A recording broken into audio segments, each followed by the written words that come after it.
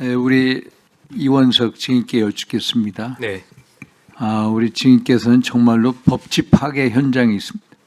헌법이 파괴되고 또 국회법이 파괴되고 정말로 법을 만드는 국회에서 이 파괴되는 법치가 파괴되는 걸 보면서 어떤 느낌이세요? 그리고 전직 검찰총장으로서 검사분들 이 국조특위 아마 40명 가까이가 증인으로 채택됐을 겁니다. 그분들 불러서 윽박 지르고 또 호통치고 또 범죄인 취급하는 이 행태, 앞으로 이 폐해가 어떨 것 같습니까? 제가 작년까지는 로스쿨에서 강연을 하면서 로스쿨생들이 검찰이 이렇게 어려운 상황인데 검사를 지망해도 되겠습니까? 했을 때 컵에 따라 있는 물을 마시려고 하지 말고 여러분이 컵에 물을 채워라. 그래서 검찰로 많이 와주기 바란다라고 말을 했습니다. 올해 로스쿨에 가서 강연을 하면 로스쿨생들이 검찰이나 공소청에 지망하겠다라고 저한테 물어보면 제가 처음으로 자신 있게 여러분들에게 그런 말을 할 수 없다. 이제는 공직에 여러분을 권하겠다는 말을 저는 할 수 없겠다라는 마음이 듭니다. 네. 예.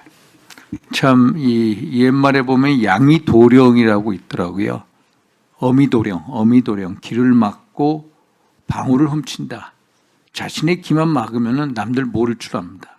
조작기소라고 자꾸 외치는데 본인들 귀만 막으면 국민들 모를 줄 알아요. 근데 국민들 너무나 잘 알고 있습니다. 반드시 이렇게 법치 파괴, 반드시 대가를 치를 거고 역풍이 올 거다 이런 거고요. 우리 호승진 우리 증인께 아까 하려고 한 얘기가 있었죠. 네, 그 공소장 변경 관련. 공소장 변경 관련. 그리고 오늘 이 자리에서 느낀 소회 한번 말씀 좀 해주세요. 네, 먼저 공소장 변경 관련 말씀드리겠습니다. 그 지난번 모 의원님께서 검찰은 처벌하려고 기소하는데 왜 안 했냐라고 말씀하셔서 제가 그 얘기를 듣고 사실 조금 놀랐는데 저희는 무조건 사람을 처벌하는 데 주안점이 있는 게 아니라 가장 중요한 건 실체입니다. 실체에 맞게 처벌을 돼야 됩니다. 뭐 부산 돌려차기 사건도 그렇고 뭐 국정농단 사건에서도 마찬가지고 예를 들어 계엄 사건에서도 저희가 공범이라고 주장을 하는데 재판부가 갑자기 방조 아니냐라고 했을 때 덜컥 저희가 방조로 공소장 변경하지 않습니다. 가장 중요한 건 수사 결과 확인된 증거 관계에 비춰서 실체가 어떤 것이냐가 가장 중요하고 그 사건에서 만약에 유동규를 봐주려고 했다면 당연히 공여자로 하면 그냥 그 돈 지금 공여자로 1심에서 인정되는 바람에 수수액이 6억으로 떨어졌습니다.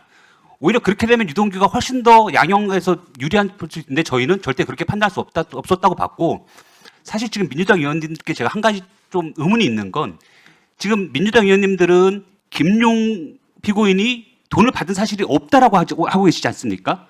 근데 불법 정치 자금이 8억 원이 넘어갔는데 만약에 남욱, 정민용, 유동규, 김용까지 갔는데 유동규가 공여자가 돼버리고 김용 씨는 수수자가 아니다. 돈 받은 사실 없다라고 하면 이 사건은 공여자만 있고 수수자가 없는 사건이 돼버립니다.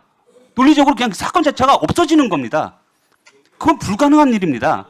그리고 제가 최근에 김용 피고인이 유튜브에 나와서 인터뷰하는 것도 들었는데 본인 스스로 유동규가 수수자고 남욱이 공여자다라고 얘기하는 것까지 봤습니다.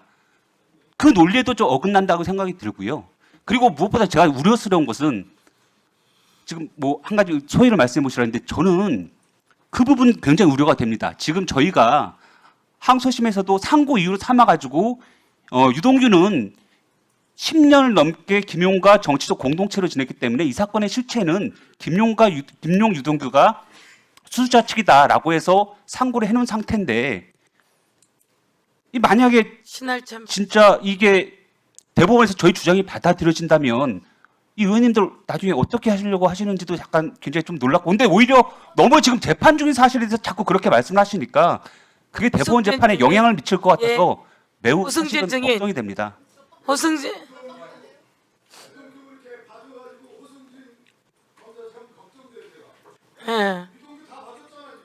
저희는 절대 그런 사실이 없습니다. 그런 부분도 이미 법원 판단에서 김용 재판 1, 2심, 대장동 사건 1심에서 다 판단이 된 부분입니다.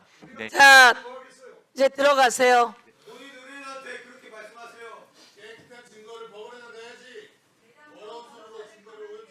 지금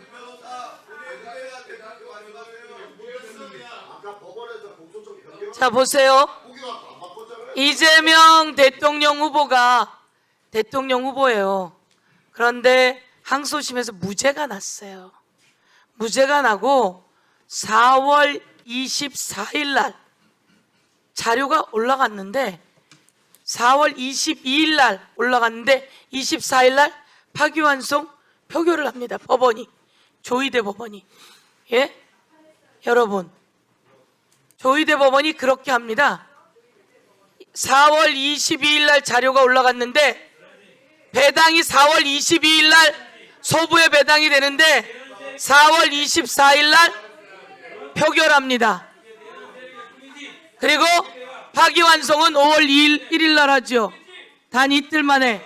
법원이 윤석열과 법원이 그렇게 연결되어 있다는 걸 다시 한번 여러분께 말씀드리면서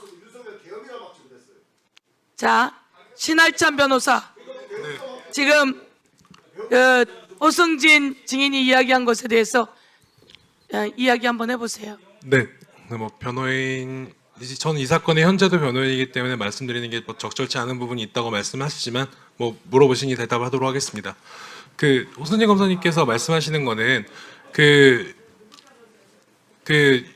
유동규가 김용 부원장에게 돈을 제공했다는 기본적 사실관계 아래서 김용 부원장은 수수의 공범이라고 기소한 부분 뭐 그 법적 판단은 당연히 검찰이 그렇게 할 수 있고 검찰에서 당연히 공소장 변경 요구에 대해서도 그대로 유지할 수 있다고 생각합니다. 근데 다만 문제가 되는 부분은 저희는 당연히 유동규가 김용 부원장에게 정치 자금을 제공하지 않았다라고도 주장을 하고 있지만 유동규가 그렇게 진술하도록 하기 위해서 그 진술을 공소 단계에서도 유지시키기 위해서 1심에서도 처벌을 안 받은 그 해당 공소사실을 예비적 공소사실 즉 똑같이 돈이 흘러간 건 맞지만 이 행위를 수수의 공범으로 평가하느냐 정치자금의 제공으로 평가하는지에 대해서 양립이 불가능한 범죄 사실에 대해서 충분히 예비적 태결적으로 공소사실 변경이 가능한데 통상적으로 다른 일반적인 사건에서 그렇게 많이 실제로 검사가 하기도 하는데도 불구하고 그렇게 평가하지 않은 부분이 유동규 진술이 공소 유지 단계에서도 유지되게 하도록 한 것이 아닌가라고 의혹을 제기하고 있고 뭐 검사님들께서 말씀하시는 대로 법원의 주장이 들어가 있는 상황이고 뭐 법원에서 판단이 이루어질 거라고 생각하고 있습니다. 예. 다음은 이용우 의원님 질의해 주세요. 네, 시간 멈춰 주시고